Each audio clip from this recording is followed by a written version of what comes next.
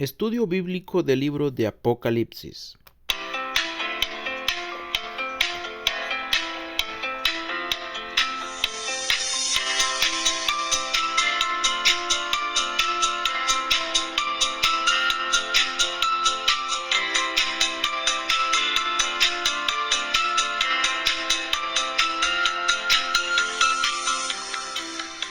Es motivo de mucho gozo, mis amigos, saludarle y darle la bienvenida al estudio bíblico de hoy. Con toda seguridad usted habrá escuchado el dicho que la sangre del mártir es la semilla de la iglesia.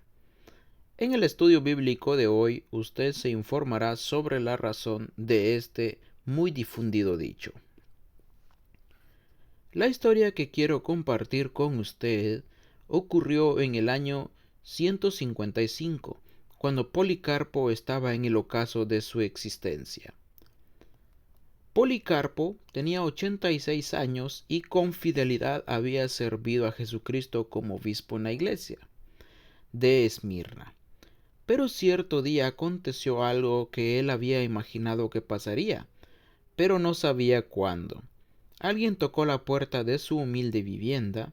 Cuando Policarpo abrió la puerta, se encontró con un pelotón de soldados romanos, que sin darle tiempo para hacer preguntas, le arrastraron ante las autoridades romanas. Una vez ante ellas, fue conminado a blasfemar contra Jesucristo, bajo la amenaza de ser quemado vivo. Policarpo se rehusó diciendo: «He servido al Señor Jesús por 86 años. Él nunca me ha hecho daño. ¿Cómo puedo blasfemar contra mi Rey, mi Señor y mi Salvador?». Inmediatamente fue atado a la estaca para que las llamas devoren su gastado cuerpo. Fue el fin de la vida en este mundo de Policarpo. Este episodio se repitió por miles, quizás millones, entre los años 100 y 313 de nuestra era.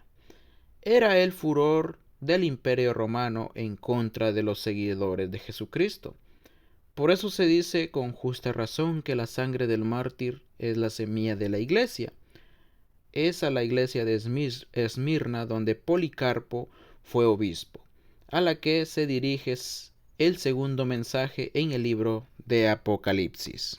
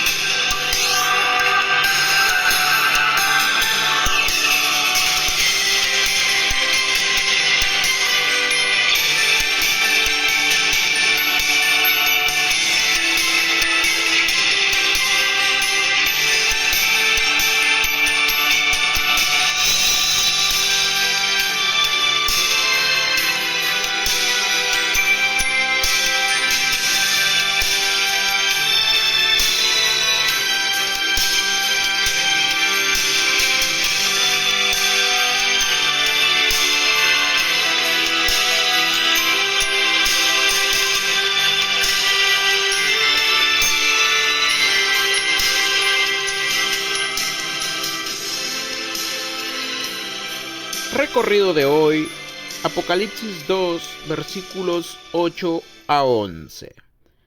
El bosquejo del mensaje a la iglesia de Esmirna es muy parecido al bosquejo del mensaje a la iglesia de Éfeso. La única diferencia es que en el mensaje a la iglesia de Esmirna, Jesucristo no hace ningún reclamo. Dicho esto, consideremos en primer lugar el remitente del mensaje. Apocalipsis 2, 8 dice: «Y escribe al ángel de la iglesia en Esmirna, el primero y el postrero, el que estuvo muerto y vivió, dice esto». En los días del apóstol Juan, Esmirna era una iglesia, una ciudad portuaria saturada de actividad. Era un polo de desarrollo en su época. Se le reconocía como la puerta de entrada a Europa. Fue famosa por su riqueza y su arquitectura. Ahí se encontraba el teatro más grande de Asia, así como un estadio muy famoso y una biblioteca renombrada. Esta ciudad existe hasta ahora, en la moderna Turquía, bajo el nombre de Izmir. Es la tercera ciudad en orden de importancia, sede de la prestigiosa Universidad Egea y del Comando Sur de la OTAN. Dentro de esta importante ciudad, en el pasado y en el presente, existía una iglesia que estaba enfrentando terrible persecución de diversas direcciones. Es a esta iglesia a la cual el Señor Jesucristo dirige su mensaje. La palabra Esmirna significa mirra, la cual es una especie aromática o un perfume.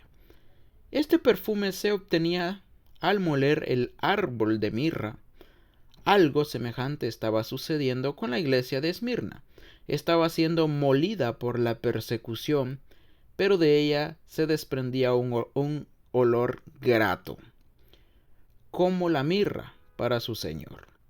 Si usted está en medio del fuego, de la prueba, y lo soporta con gozo, sin queja ni resentimiento contra Dios, su vida también estará despidiendo ese suave perfume, muy apreciado para su Señor.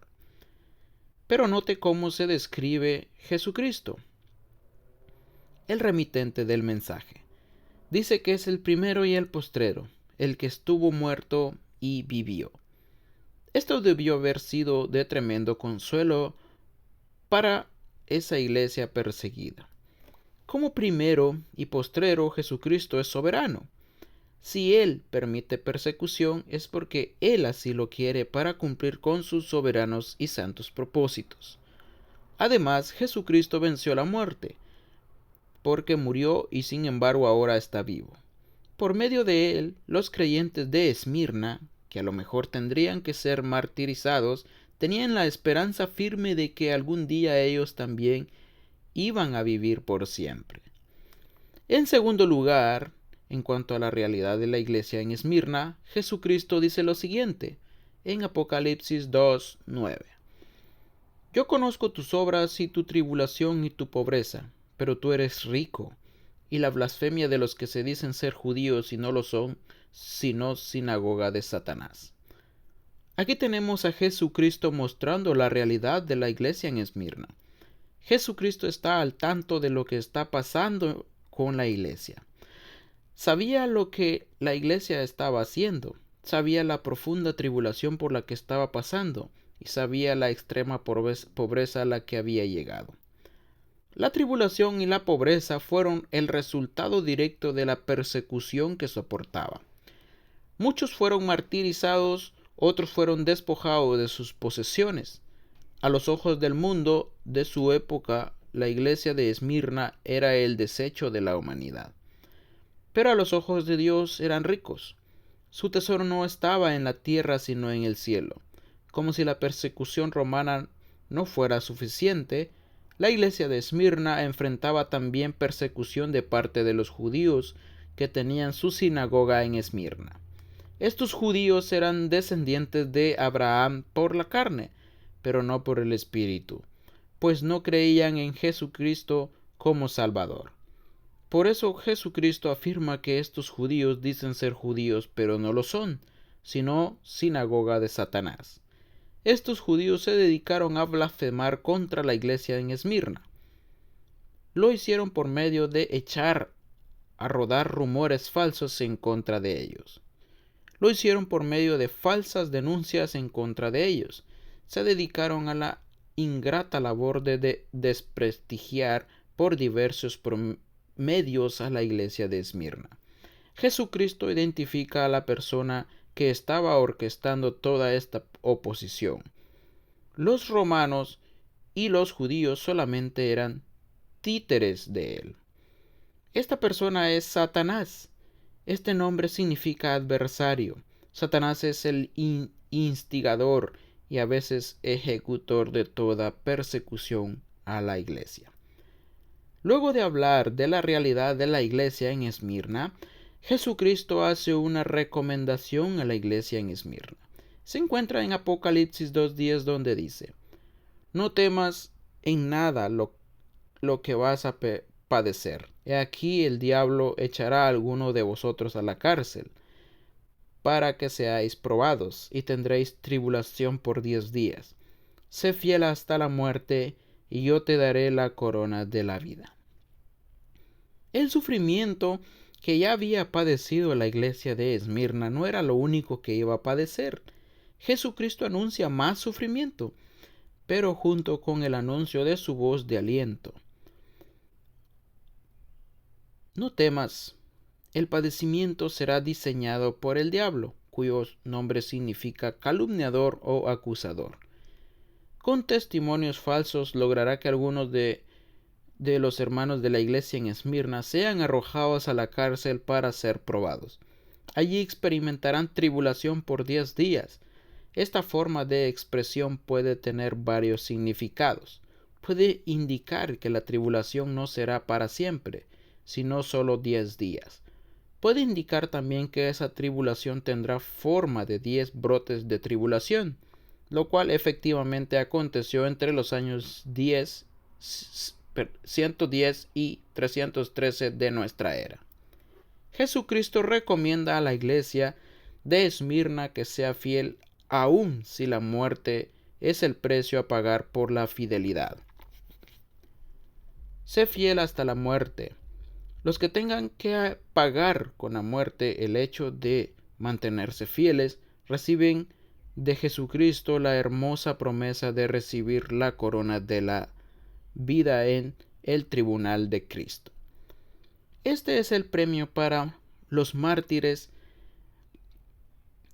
Esta es la corona que recibirá Esteban en el primer mártir de la iglesia. Es la corona que recibirá Policarpo, obispo de Esmirna, y es la corona que miles o millones de mártires recibirán directamente de las manos del Señor Jesucristo. ¿Vale la pena morir por la causa de Cristo? ¿Está usted dispuesto a hacerlo? Si el Señor Jesucristo le conduce a morir por su causa, Él mismo le dará la fortaleza y la gracia para morir por su causa. Finalmente, en cuarto lugar, tenemos la recompensa en la iglesia de Esmirna. Apocalipsis 2:11 dice: El que tiene oído oiga lo que el Espíritu dice a las iglesias. El que venciere no sufrirá daño de la segunda muerte. Es un sentido llamado de espíritu no solo a la iglesia de Esmirna, sino a todo creyente en general. Jesucristo habla de una recompensa para los vencedores. Estos vencedores son los que por fe han creído en Cristo como Salvador.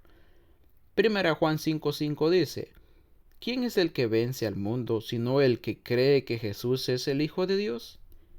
Es a estos a quienes Jesucristo promete que no sufrirán daño de la segunda muerte. La segunda muerte, mi amigo, mi amiga, se refiere a la condenación eterna. Esto es lo que espera a todo aquel que rehúsa creer en Jesucristo como Salvador. Qué interesante reflexionar sobre lo siguiente. Los hombres pueden nacer una vez y morir 2 veces. Esto es lo que pasa a toda persona incrédula. Pero también los hombres pueden nacer 2 veces y morir una sola vez. Esto es lo que pasa a todos los que somos creyentes.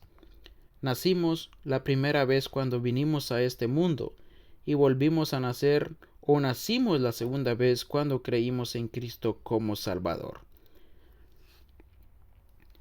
Por haber nacido 2 veces, moriremos solo una vez. Y eso si Cristo no viene antes a buscarnos para estar para siempre con Él.